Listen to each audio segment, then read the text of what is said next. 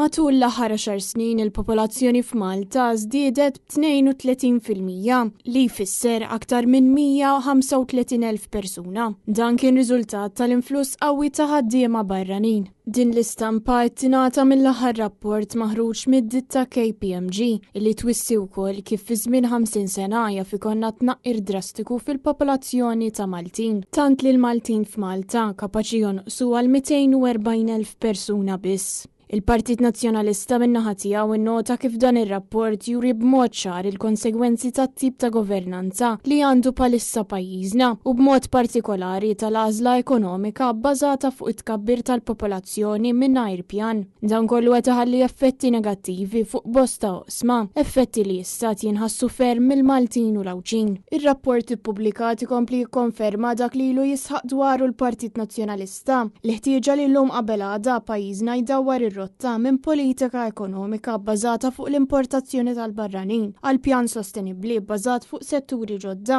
u li joħolqu impjiegi innovattivi għaż-żgħażagħ. L-istess rapport tal-KPMG juri li r-rata ta' twelid f'Malta hija fost l-anqas fl-Ewropa, rata ta' 1.06 u l-indikazzjonijiet huma li dan se jwassal għal tnaqqis drastiku fil-popolazzjoni Maltija sal-2075. Intant f'dak li għandu x'jaqsam mal-akkomodazzjoni, pajjiżna għandu kriżi oħra bil-prezzijiet tal-proprjetà telgħu b'aktar minn 8%.